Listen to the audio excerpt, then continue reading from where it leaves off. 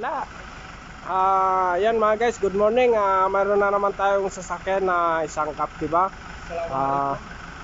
Yun, yan ang driver natin. Ngayon ang gagawin natin ay bababa natin kasi breakdown po yung sasakyan. Okay. Yan, ibababa na niya. Tapos idadiagnose natin. Opo. Yan, yung sasakyan ay kinuha sa malayo mga guys.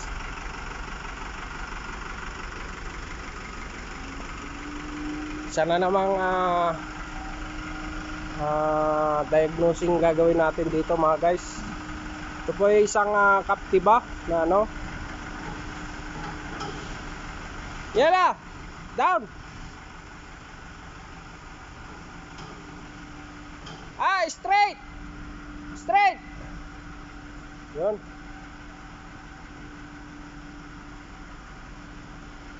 Maandar naman yung makina niya. Aywan ko anong problema nito mga guys. Yun.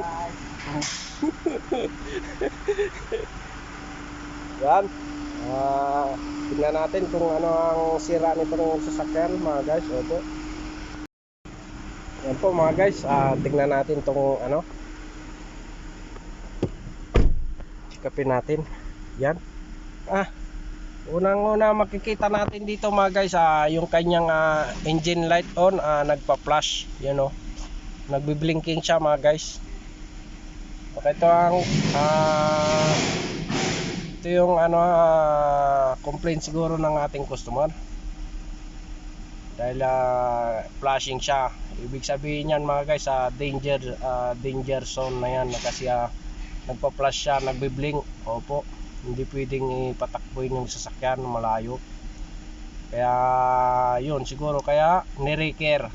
Opo. Yan. Visual check up muna tayo doon sa may mga guys. Sa may makina niya kung anong problema, ba't naglalampon siya. Opo. Ito muna tayo sa makina. Buksan natin yung hood. Ito. Yan siya mga guys, kung makikita nyo yung kanyang makina, palyado siya mga guys, gano'n no. Nagbabibrate siya, misfiring yan mga guys. Ibig sabihin na sikapin natin yung kanyang spark plug kasi nagmi-misfiring siya mga guys. Ano, palyado siya.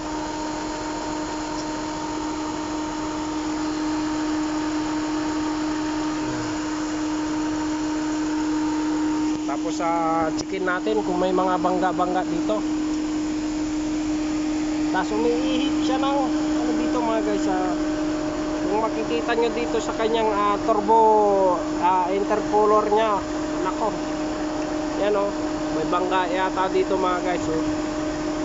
Yan o, isa rin yan na dahilan pagka kinapush yan ng hangin kasi may turbo yung ating sasakyan. Yan, ano siya, lulus power din yan mga guys. Opo. Yan, yun, unang-una yun, misfiring. Makikita ba sa camera yung kasi kung mapapansin nyo yung kanyang makina, maalog siya mga guys. Yun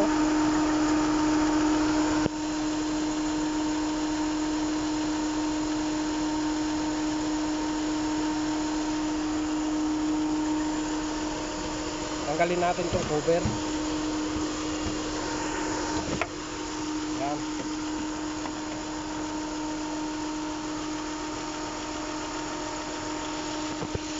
Tapos chikapin na rin natin yung spark plug nya. Tanggalin mo, kaya muna natin itong kanyang dito sakit. Yun, namatay kasi hindi niya kaya mga guys. Baka dalawang piston lang gumagana o tatlo. Opo. Yan. I-lifter ko muna to mga guys. Chikapin ko yung sa itaas nya, sa ilalim ng makina. Opo.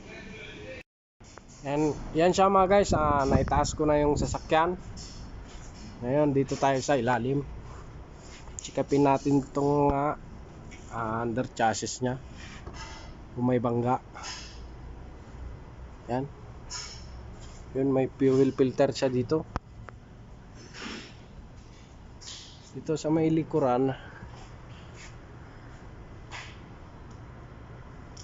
wala naman naging problema dito.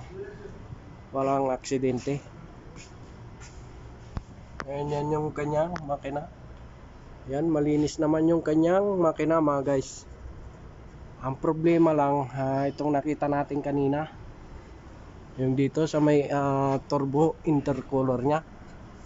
Kung makikita nyo, yun oh, tinalian nila ng alambre kasi nabangga yan. Tapos may nakita ko dito mga guys, ano, yung kanyang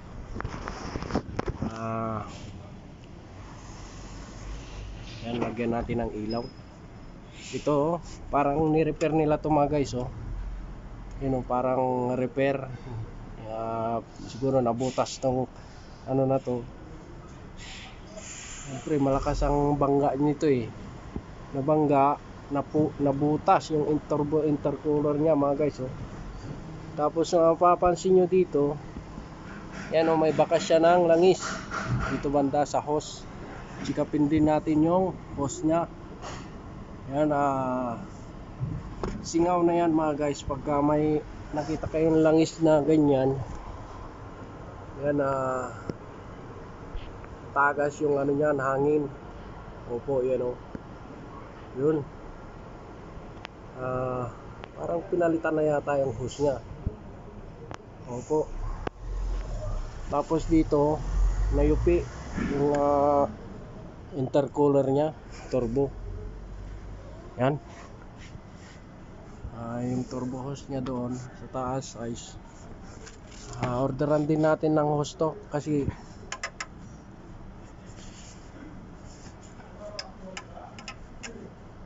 mas maganda ibaba yung ano nito eh, bumper eh, para makita maigi. Pero ayos na yung hose. Tapos sa kabila tayo mga guys. Ito po nitong kanyang inner fender. Ito. Punit, tapos ninalian na nila ng alambre. Yan. So yun po, kailangan ko muna itong palitan ng spark plug. Yun. Orderan natin ng spark plug kasi misfiring siya mga guys. Yun ang unang gagawin natin.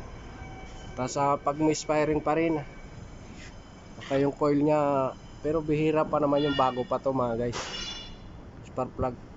Kasi may turbo to, sirain yung kanyang spark plug. Opo.